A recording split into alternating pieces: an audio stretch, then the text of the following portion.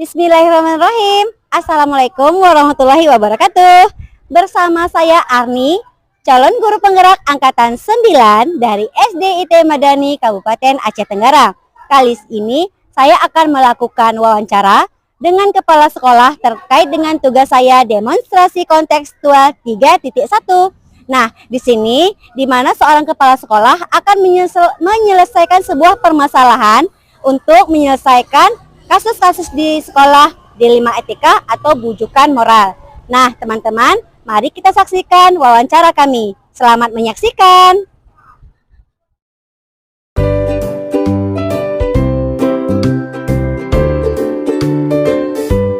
Assalamualaikum warahmatullahi wabarakatuh. Waalaikumsalam.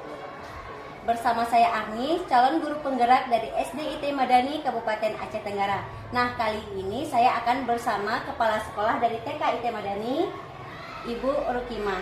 Baik, langsung saja. Apa kabarnya Ibu? Alhamdulillah sehat. Bu Arni apa kabar? Alhamdulillah sehat Ibu. Nah, kali ini saya ingin berdiskusi dengan Ibu mengenai dilema etika. Mungkin dalam beberapa tahun menjadi kepala sekolah, Ibu mengalami problem dan beberapa kasus bersama anak-anak. Nah, di sini Ibu, bagaimana Ibu dapat mengidentifikasi kasus-kasus berupa dilema etika, di mana dilema etika ini kebenaran lawan kebenaran dan kebenaran lawan salah atau bujukan moral. Masalah seperti apa yang pernah Ibu hadapi? Untuk mengidentifikasi masalah atau bisa mengenali suatu kasus dilema etika itu bisa dilihat dari kasus yang muncul di sekolah ya, yang menyebabkan ada ketidaknyamanan yang terjadi di sekolah, baik itu dari guru, siswa ataupun dari wali murid. Sebenarnya kalau ditanya ada nggak kasus dilema etika yang terjadi di sekolah, tentu banyak ya. Tapi ini saya kasih contoh satu, kejadiannya di akhir semester 1 semalam tentang anak yang aktifnya luar biasa. Jadi saking aktif luar biasa ini menyebabkan kerugian terhadap anak lain karena aktifnya merusak, gitu ya.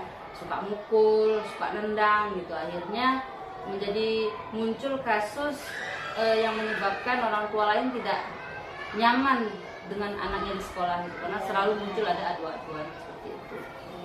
Baik, berarti ada masalah ya Bu. Jadi di sini anak-anak itu ada beberapa anak memang tidak sesuai dengan yang kita harapkan, seperti itu. Nah, di sini bagaimana Ibu melakukan keputusan mengambil tindakan untuk kasus-kasus tersebut Bu? Menurut hemat saya dalam sebuah sekolah untuk mengambil keputusan itu, apalagi ini sekolah swasta ya, tentu tidak bisa kami lakukan sebelah pihak, apalagi kepala sekolah sendiri. Tentu keputusan ini kami rembukkan dulu, yang pertama dengan yayasan, kemudian kami libatkan guru, komite sekolah dan wali murid, gitu ya.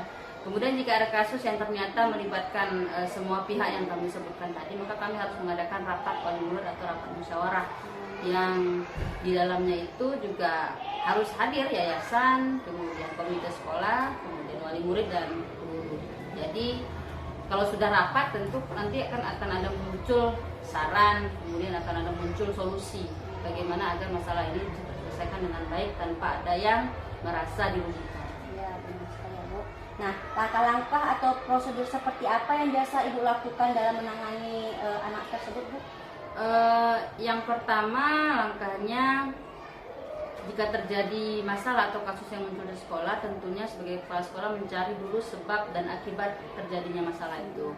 Kemudian yang kedua, memberikan solusi awal kepada guru kelasnya agar masalah ini tidak berkembang sehingga bertambah luas permasalahan yang lain. Kemudian yang ketiga, jika solusi pertama juga sudah tidak menemukan hasil, maka langkah selanjutnya adalah mengadakan rapat wali murid tadi, ya. Kemudian terakhir, jika memang tidak ada titik temunya, sudah dilakukan pembinaan oleh wali kelas, dilakukan rapat juga, kemudian sudah dilakukan pembinaan, selesai rapat juga tidak ada hasil, maka mau tidak mau jalan terakhir adalah anak itu harus dikeluarkan. Oh, seperti itu keputusan terakhir. Iya. Itu yang paling terakhir. Itu setelah sudah diambil keputusan dengan matang, sudah rapat dengan yayasan, maka keputusan akhir jika tidak ini maka itu solusinya aja. Iya, jadi tidak bisa, kalau tidak bisa lagi dibina maka akar masalahnya harus dikeluarkan. Dalam menghadapi beberapa kasus ya Bu, pasti ada tantangan. Tantangan seperti apa yang biasa Ibu hadapi dalam dilema etika ini Bu? Yang pertama jelas tantangannya adalah ke wali murid ya. Kenapa? Karena wali murid itu kan mempercayakan semuanya ke sekolah. Tapi jika ada hal-hal yang memang tidak mengenakkan kepada wali murid itu sendiri, itu yang sebenarnya menjadi serangan balik ke guru yang ada di sekolah. Nah, gitu. Terutama dalam mengambil keputusan. Wali murid ini contoh saja seperti yang saya katakan tadi, dia kepingin anaknya harus dikeluarkan. Sementara kan tidak semudah itu mengeluarkan anak dari Betul sekolah. sekali. Setiap anak punya hak dan punya kewajiban ada di sekolah. Jadi mungkin itulah tantangan yang saya kira agak sedikit dilema juga ya, karena harus memikirkan perasaan wali murid yang lain. Nah, dalam menghadapi kasus ini Bu, kan kita pasti memiliki waktu tertentu untuk menyelesaikan sebuah kasus. Apakah Ibu menyelesaikan saat itu juga atau menunggu beberapa saat yang tepat gitu Bu?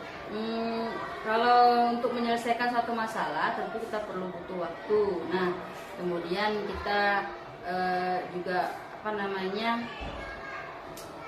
ada tata caranya untuk menyelesaikan masalah. Seperti yang contoh yang saya sampaikan tadi, bahwasanya ada anak yang bermasalah di sosial emosionalnya karena dia belum bisa mengerti bagaimana cara bermain, sehingga teman-teman yang menjadi korban. Maka langkah yang pertama kami lakukan tadi adalah memanggil orang tuanya. Itu yang pertama, memanggil orang tuanya, kemudian mencari tahu apa sebenarnya penyebab anak ini sehingga menjadi seperti itu. Ternyata setelah diselidikin, anak ini ternyata sering dikurung di rumah, sehingga dia tidak punya kebebasan bermain di luar. Maka ketika sampai di sekolah, teman-temannya menjadi sasaran sama dia. Karena tontonan ini di rumah juga cukup cukup ngeri saya bilang. Kenapa? Karena tontonan itu main yang kekerasan. Gitu ya. Jadi kawan-kawan semuanya jadi sasaran sama dia. Nah, setelah dilakukan komunikasi kepada orang tua, kemudian kepada wali kelas juga kita sudah sampaikan, maka guru akan melakukan tindakan agar anak ini bisa menjadi lebih baik. Intinya semua kasus, semua masalah tentu ada cara dan waktu yang diperlukan untuk mendapatkan solusi.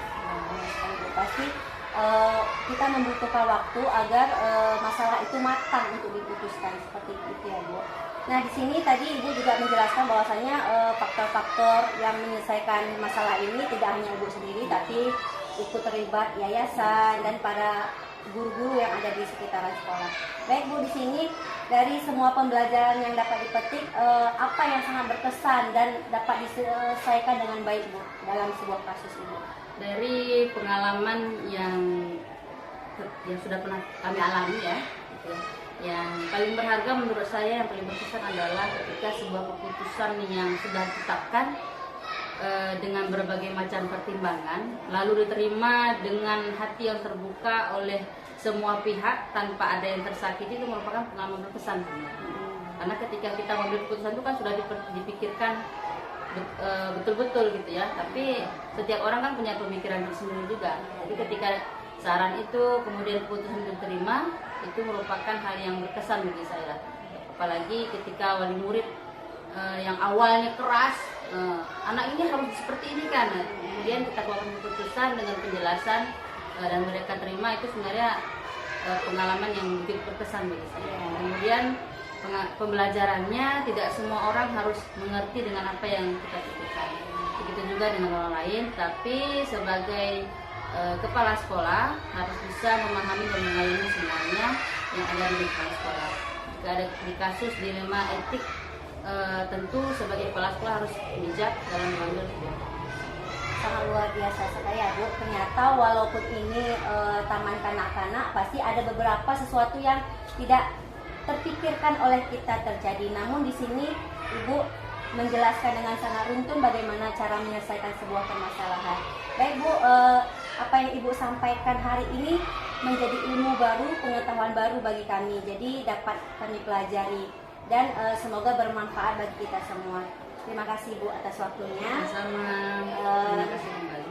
Terima kasih atas waktunya dan terima kasih untuk semua yang Ibu sampaikan hari ini. Baik, kami akhiri. Assalamualaikum warahmatullahi wabarakatuh.